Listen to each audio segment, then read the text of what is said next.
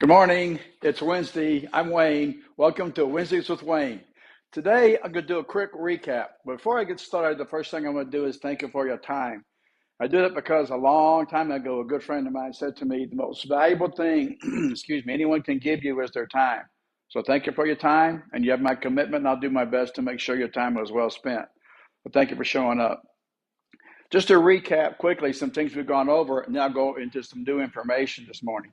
This is about risk and reward. And as I said last week, most people think that risk and reward are proportional. In other words, to get a big reward or a big return on your investments, you have to take a big risk. It's just not true. It's someone's opinion and they're entitled to it. But just because they say it, just because they think it, it just doesn't mean it's true. No matter how hard they think it and how many times they say it, it doesn't make it true just because you keep repeating it. A repeated lie is still a lie. So the truth is you can get outstanding returns with minimal risk. And I'm going to show you how. The other thing we're talking about is money is created. So if you're at a point in your life where everything you've been taught and everything you've been doing isn't getting you the result you want, it might be time to unthink or rethink what you think and do something differently. The definition of insanity, right? So what do we need to do and how do we do it to get where we want to be? Well, to me, I was told when I was younger that you earned money. You had to earn a living. You had to exchange hours with labor for money. And if that didn't work, then just do more of it. It's called overtime. So let me get this straight. I can't get it done in 40 hours. Try to get it done in 50. If that doesn't work, do 60. Pull an 80-hour week and see how that works out. I mean, I've done that in some projects that needed it, but to do that over a span of your life, it's just not going to work. And everybody knows that. But some people do it anyway. So what I've discovered over the years is money is not earned. You don't have to earn it. Money is created. And wealth is built over time. So remember our definition of wealth, the ability to survive blank days into the future. And there are different kinds of wealth. There's financial wealth, mental wealth, physical wealth, spiritual wealth, emotional wealth. They're all different, basically different kinds of wealth, but I'm referring to the financial aspect of wealth. So again, the definition, if we can agree on it, is that wealth is the ability to survive blank days into the future without working. So if you stop working today, didn't convert anything to cash, it did not lower your standard of living, how many days into the future can you survive financially? That's your wealth. Write the number in the blank. If you don't know your number, you're in trouble. If you don't like your number, you're not in as big a trouble, but you're in trouble. So you need to know your number. This is the difference between a speculator and an investor.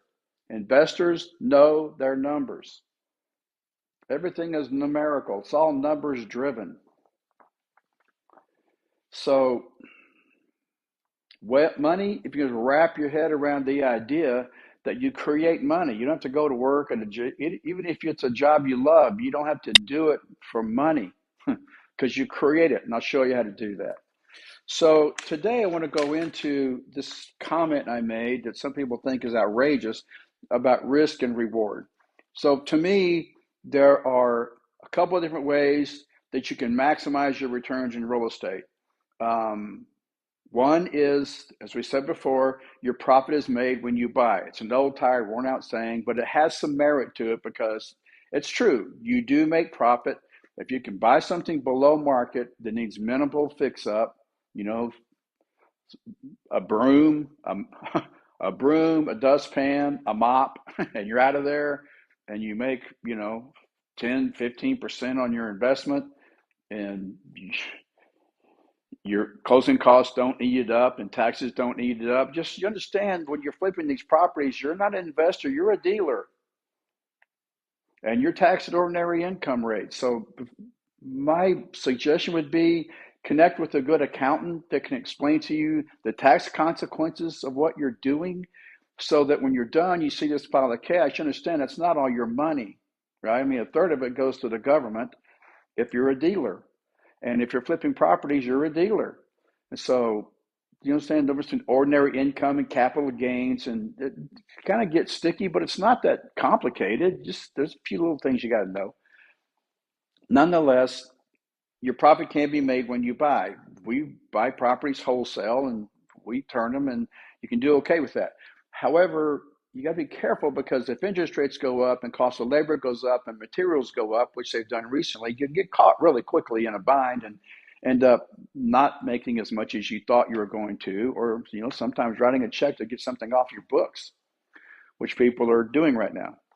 So this is how, in my mind, we attach value to the asset. Most people I've discovered make decisions on one of two things: either fear of loss or opportunity for gain. If you're in fear of loss mode, this is not going to work for you because your fear is greater than your passion. And if your fear is bigger than your desire for gain or your passion, this is why most people don't make it in real estate. Their fear is bigger than their passion. Those that love the business can't hear the word no.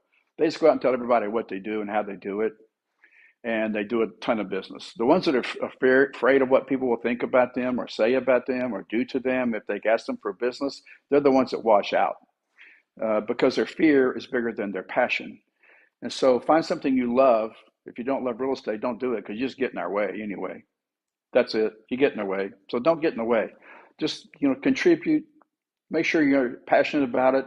Learn your skills, learn your craft, study it, get good at it. I mean, we were out looking at property this weekend. Some of these realtors, they got hoo-ha disease, I'm telling you. We go up to the gate, and the gate's got the access code is the phone number. So we punch it in, 7 digits, nothing works, punch it in again, punch it. Finally, I think, okay, I must be punching it in wrong. Finally, I call the guy. He don't answer his phone. 2 days later, he calls, oh, it's not that. That's my phone number. Sorry. It's 4-digit code. Here it is. I'm like, really? It's a $3.3 million listing. I'm trying to get in it. Can't get access. So commit to your craft, study, get up early, get your comb of hair, get your crust out your eyes, get your head on straight, get your learn on, and figure out how to be of use and add value. That's how you make money. That's how you create it. The world's going to pay you not because you demand it, because you add value. The more valuable you become, the more money you make. It's a simple process of solving problems and becoming of value to other people. In Wayne's opinion. So this is how you attach value to real estate. I notice most people are afraid of loss, which is fine, or the opportunity for gain. But to me, the biggest fear is what keeps me sometimes from making a real estate decision is I can't figure out the value of that asset. And so if I can't figure out the value, I'm typically not going to acquire it. I need to know what it's going to be worth. So this is how you do it. We'll go into residential and commercial. So in residential, there's 2 ways to do it. You have a CMA and you have an appraisal. A CMA is a comparable market analysis. And all they do is you take active properties, you take expired properties, you take sold properties, and you compare.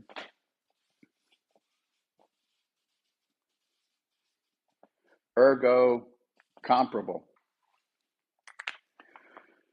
So this is the competition, active properties, the ones that are most comparable to subject property: 4-bedroom, 3-bath, 1-story, half-acre lot, residential suburban area. And you look up everything that's comparable to that. You can't compare it to a 2-story because it's cheaper to build 2 stories and the comps won't work. If they got pools, probably not comparable. If it's, you get the drift. Comparable. And then, so everything active is the competition to the subject property. Expireds. Why did these properties expire? Why do properties die? Typically because they're overpriced and undermarketed. So a sign in a lockbox simply won't do it. You've got to have an aggressive marketing campaign, typically 2. One for the pool of buyers that will prospects to acquire or buy that property, and the other one is to realtors that have buyers for that property. So you need 2 marketing campaigns. And the reason they're expired, as I said, overpriced, undermarketed, amateur agents. Solds. Definition of fair market value: what a property will sell for with a willing, capable, able, qualified buyer and a willing, able, capable seller, neither being under duress.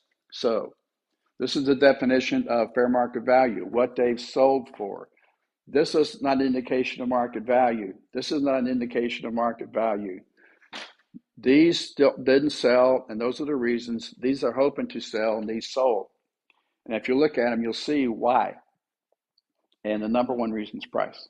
So there are 5 things going to sell a house: price, terms, condition, exposure, the broker who represents the seller. So fair market value, blah, blah, blah, blah, neither being under duress. So as investors, what are we looking for? Duress. I said it last week. What we're looking for is a problem property with a problem seller. That's where the deals are. I don't mean to be, how do I say this?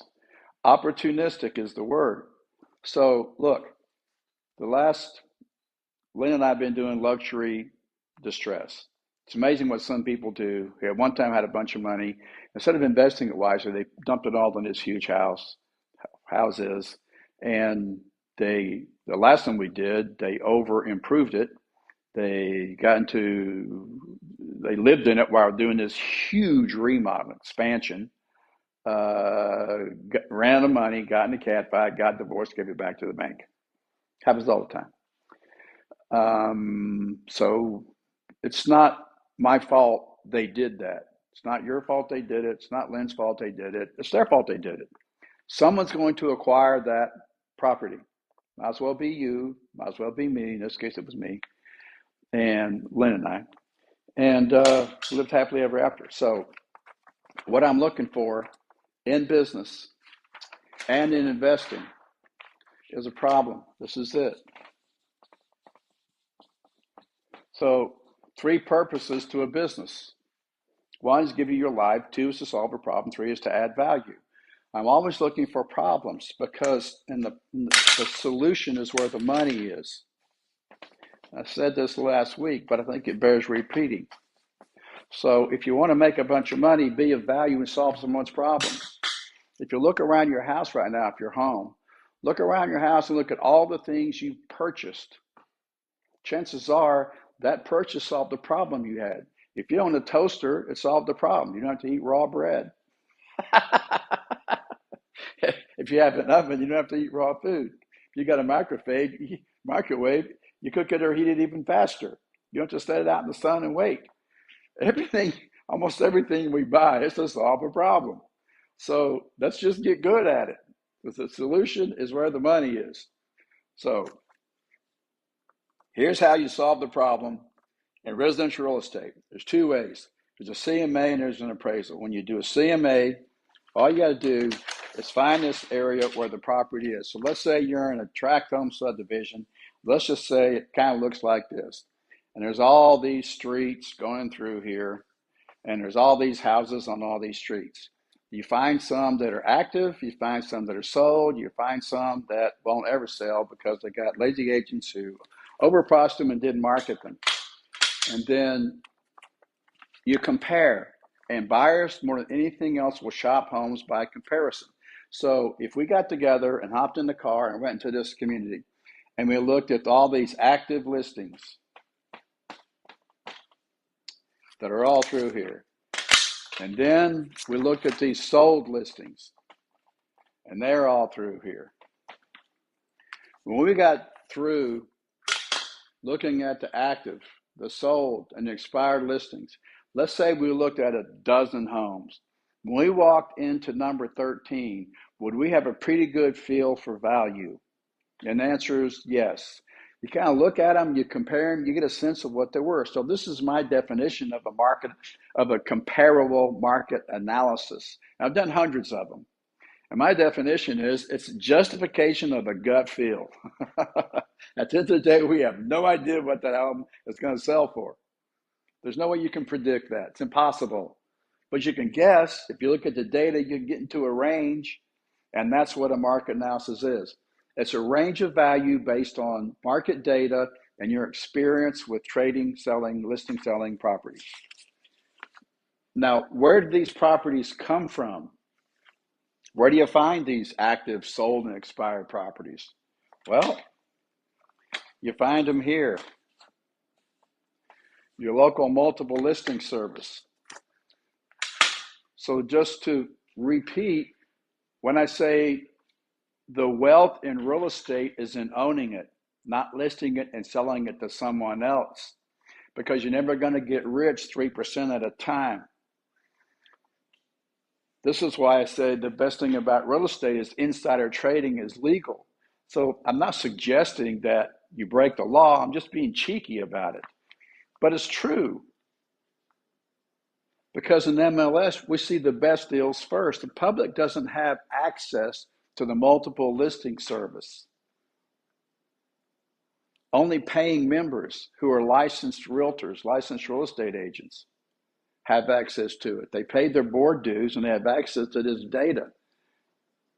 And it's really good data because you know what's in there? When I see these sold comps, I know what these properties are trading for. Once I see the condition, the size, how they're laid out, there's a pattern that appears. And once you see that pattern, it gets easier and easier and easier to attach value to it.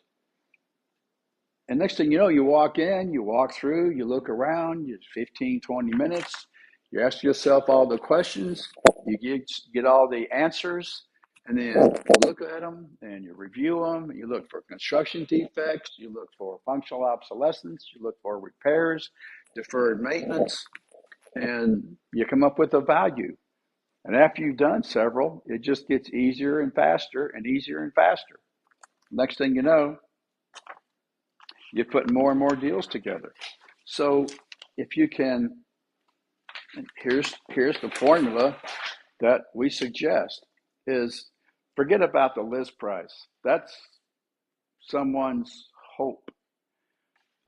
Establish what you think is fair market value to you. Let's say that's whatever it is, 100% of what you consider the value. Then you automatically you take off 30%. And then you subtract repairs.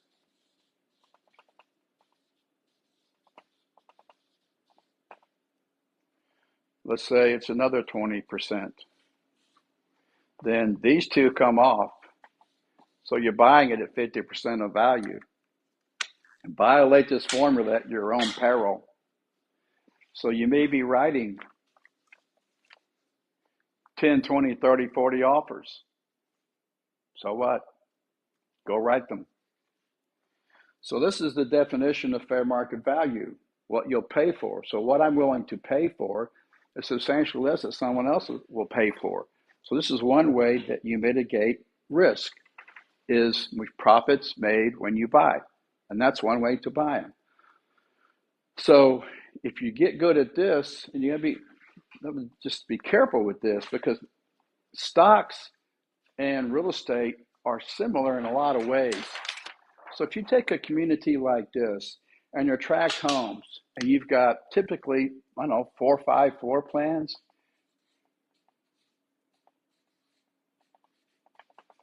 and they're sprinkled throughout here, and they change the face, they change the elevation, or they flip the plan and they put the master on this side, and another one they put it on, I said the bad word. Whatever.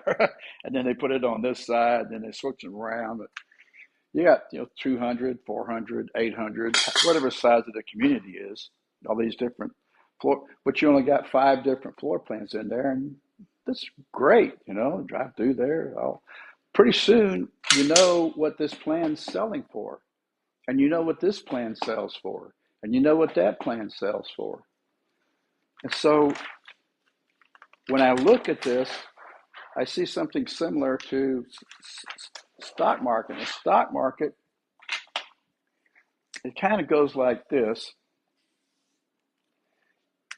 And you pick a Fortune 1000 company, and if you look at the statistical data, you'll see that sometimes at the bottom, they got this thing called support, and that's the lowest, about as low as that stock's going to get. And then it'll wander around, and some good news will happen. They'll invent something, or the market moves in their direction, or they do something great, and it shoots up. And up here,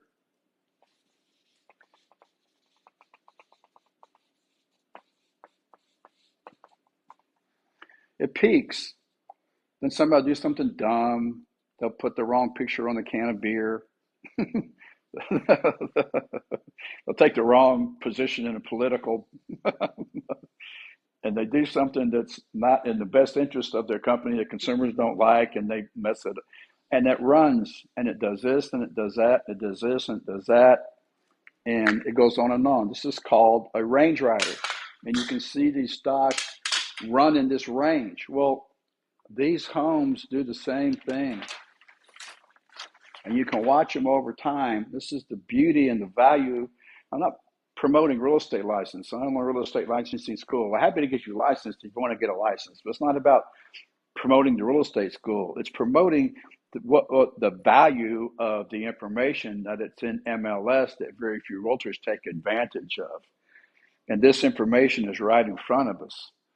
So once you can establish the value of the asset, then you know if you can acquire it somewhere in here and dispose of it somewhere in here, and you don't over improve it. So if you've got this range rider, you've got to be careful in looking at your sales price plus your remodel price. Because if you over improve it, then you put your profit into the property and left it there. So this is the skill that's acquired over time. So if I could make a suggestion, just buy one little house and take it easy. Just do one and see how it goes. Don't go out and do a house that needs foundation work and a new roof and new windows and floors and all that on your first deal. That's like deal number 20. Buy one that needs to be, it requires a broom, a dustpan, and a mop. And that's it. You sweep it out and you sell it. You make a few bucks and you go do another one. Forget about these home runs people claim to be hitting. Just get a nice solid single, nice solid little house and a nice solid little area, and do your research and figure out what is the value of that thing. And I think you'll find that once you've gone through this process and you're diligent about it, you know what to look for. What's the condition? Do you have a contractor you can come give you a bid? Does it need paint? Does it need some sheetrock repair? Does it need some lawn repair? Does it need some sod? Does it need some bushes? Does it need landscaping? Does it, what does it need? And then if you can figure that out, make your list, get your bid, then next thing you know is you've got this number, you subtract that, you got 70% or whatever it is, then you get this number. Next thing you know what to offer.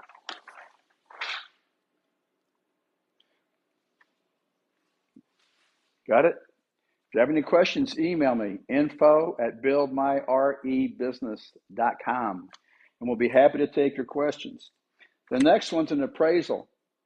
Appraisals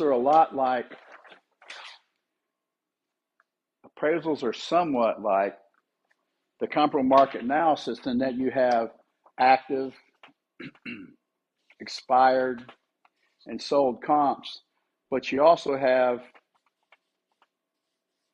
the income approach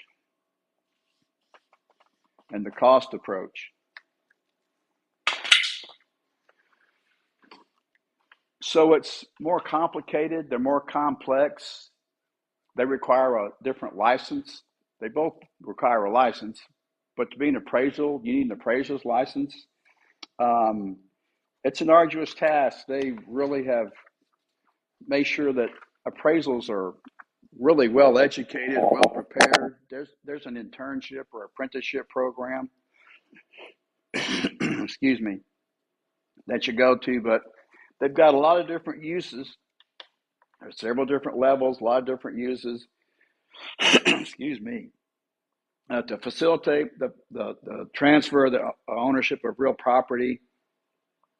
They're good to help prospective sellers determine acceptable selling prices or prospective buyers decide on offering prices. They're good to establish the basis for the exchange or reorganization of real property for a merger or ownership of multiple properties. Lenders use them.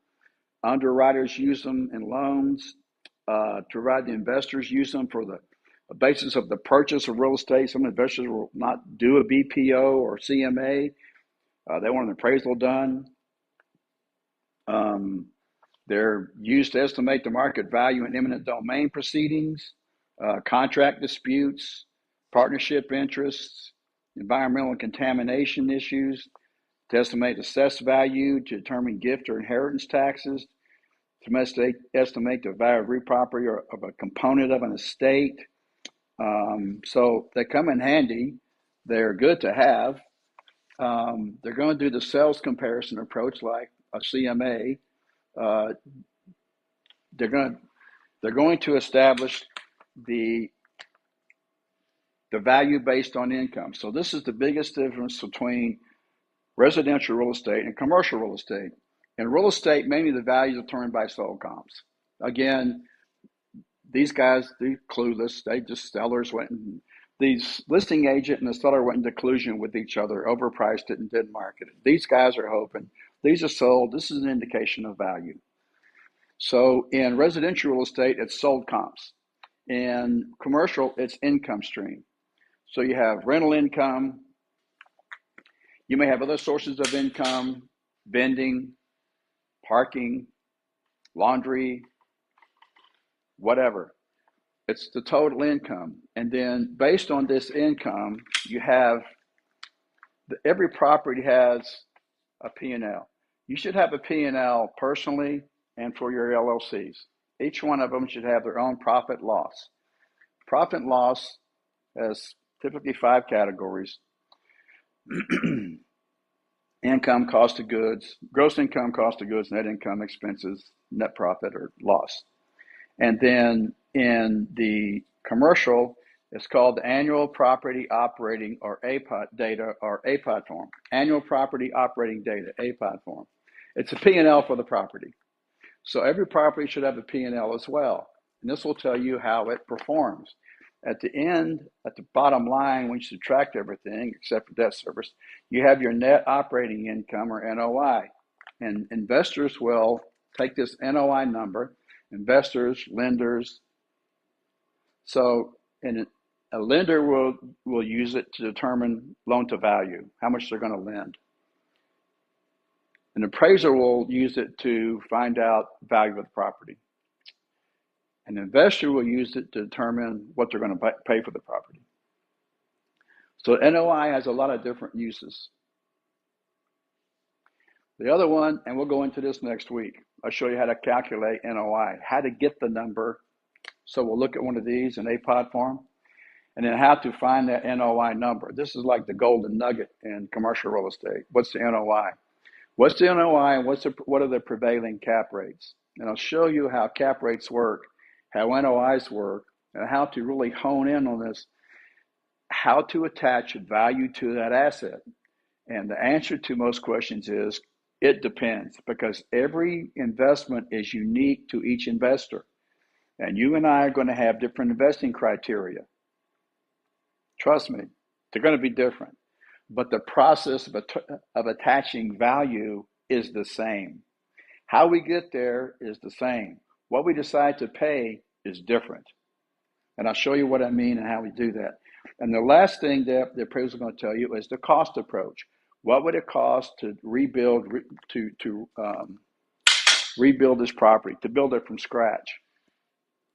And so while the comparable market analysis, the CMA, active, expires, and sold, the appraiser is going to have these plus the income approach, and they're going to figure out what the NOI is, and they're going to attach a cap rate to it, capitalization rate.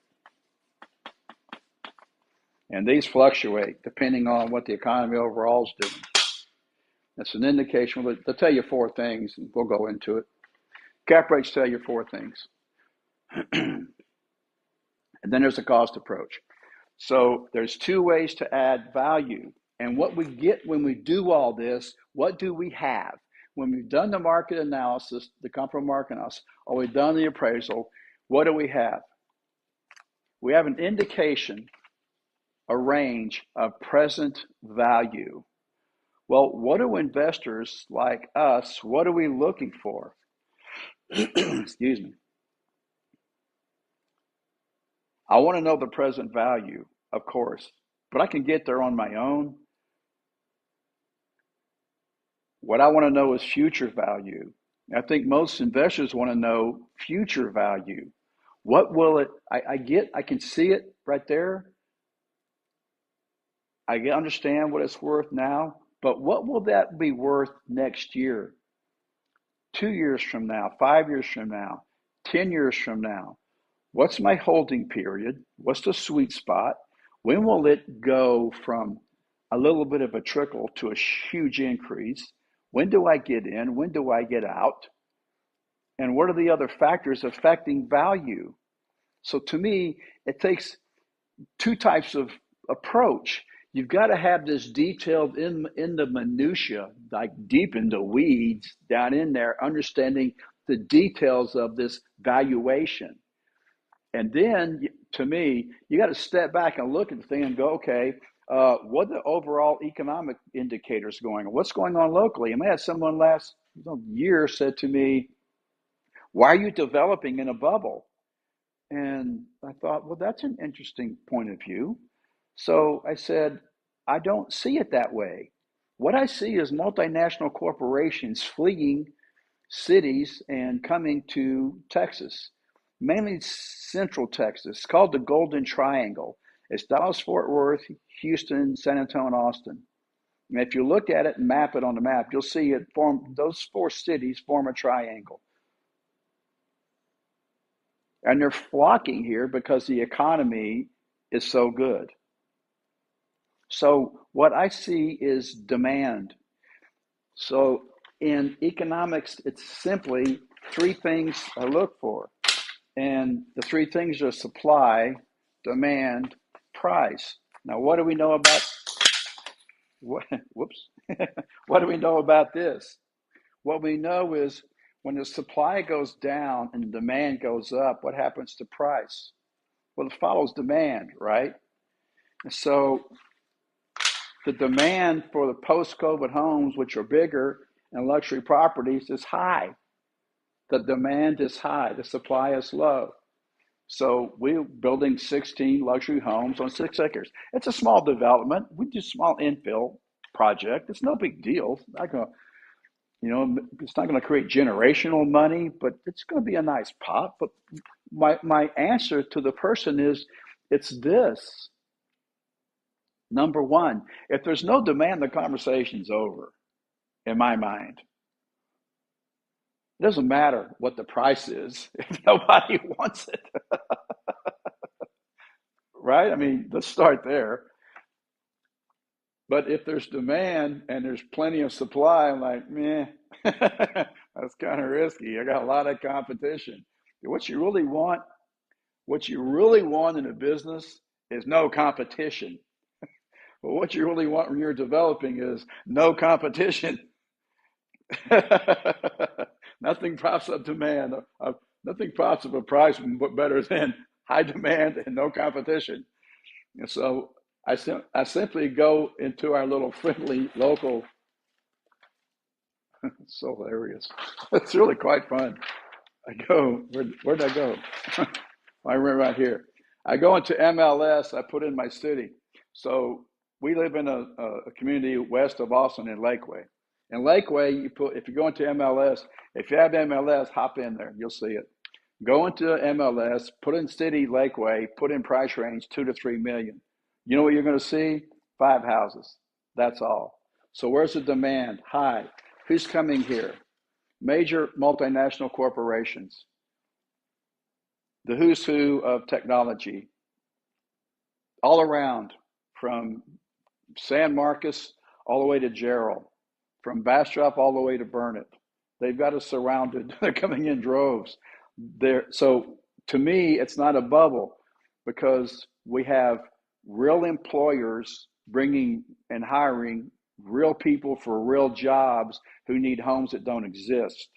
We're not building homes hoping someone shows up. They're here, and there's no place for them to live. So to me, that's how you mitigate risk. So when people say risk and reward are proportional, I'm like, okay, you have no idea what you're talking about right now. Sometimes they are, but sometimes they aren't. Let's find the times they aren't. And let's play in that space. So here's an example of how money is created.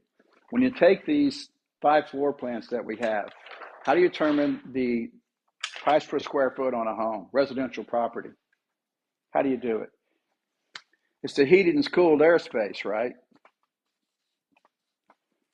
It's heated and cooled space. It's per square foot. When they say per square foot, they're talking about space.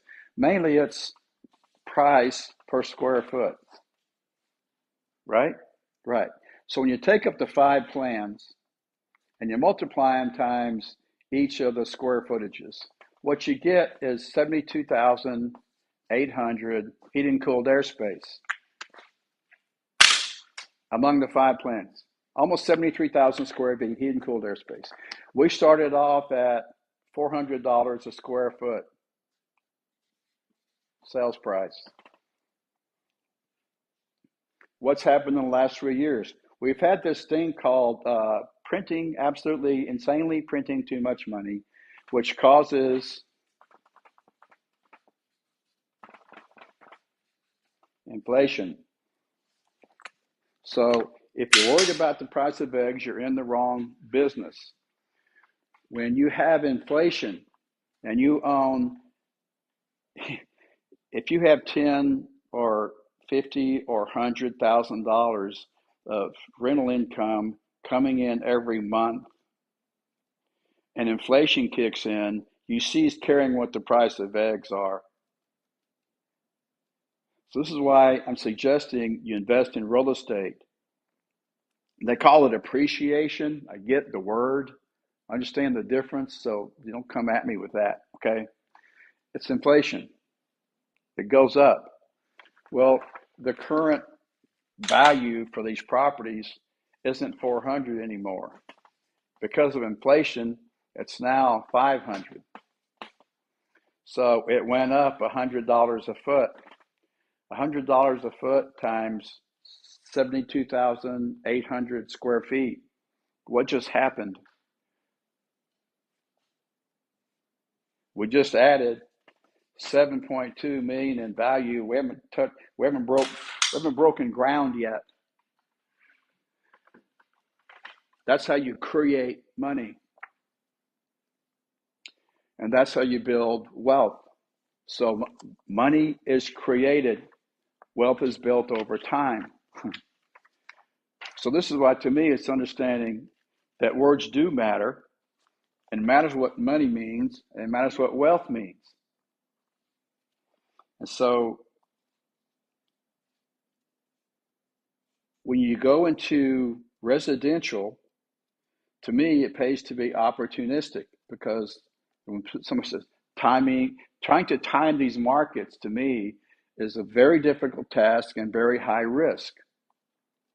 So the profits made not just when you buy, it can be, but not just, and also when you improve. So it's meeting demand. So that's it.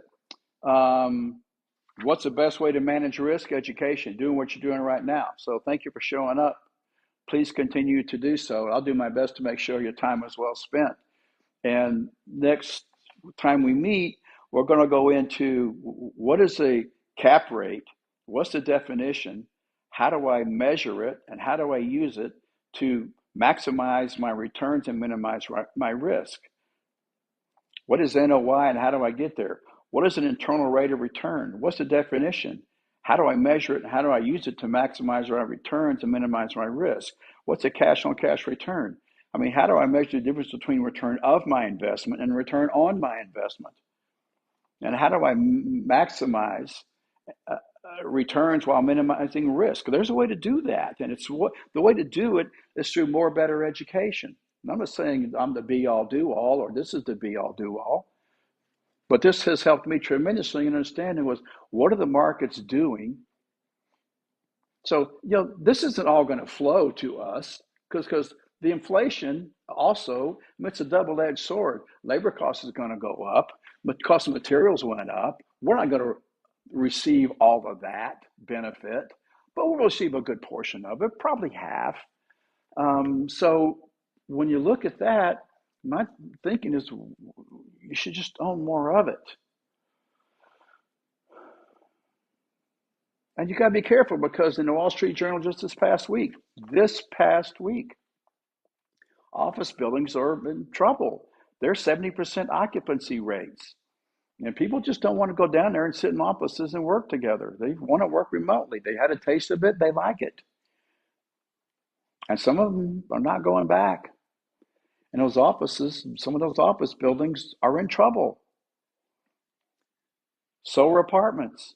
These apartment buildings that were sold on 3% and 4% cap rates, and all these private investors, people like me and you, put their capital, their equity in these apartment projects, and they were on floating notes. And those floating notes have floated to the bottom. I know they went up, but no one's buoyed by this news. And some of those apartment projects are going back because rates have gone from 3% to 4 to 5 to 6 to 7 to 8, and they don't cash flow anymore. So to me, education is the key. The highest form of leverage that we have, leverage, of course, is the ability to do more with less. The highest form of education to me is that the highest form of leverage is education because the more you know, the more you can do with less time, less money, less resources, less effort. So stay tuned and understand this is the difference between a speculator and an investor. House flippers don't understand this. They don't want to know and don't care. They know the things I'm sure they do quite well. I think it's high risk. When inflation can move that quick, and you saw the markets last year in 2022, they were full on to almost full stop, and it happened very quickly. It happened in 30 days. The spring was great, the summer sucked. And that fast, people were underwater. Now, if you don't have to sell, it doesn't matter. But if you're flipping or you're trading and you get caught with a handful of these, it matters. It matters a lot. So that's it. Tune in next week. We'll go into it again. Thank you for your time. I appreciate you showing up. Remember, we're on call. Info at buildmyrebusiness.com. I'm Wayne Morgan. This is Wednesday. This is Wednesdays with Wayne. I appreciate your time. Thank you for showing up. I'll see you again soon. And just understand that we want to be your resource. So whether you're getting licensed, want to list, buy, sell, invest, whatever, we've been there, we've done that, and we're happy to be your guide. So thank you for your time, and I'll see you soon.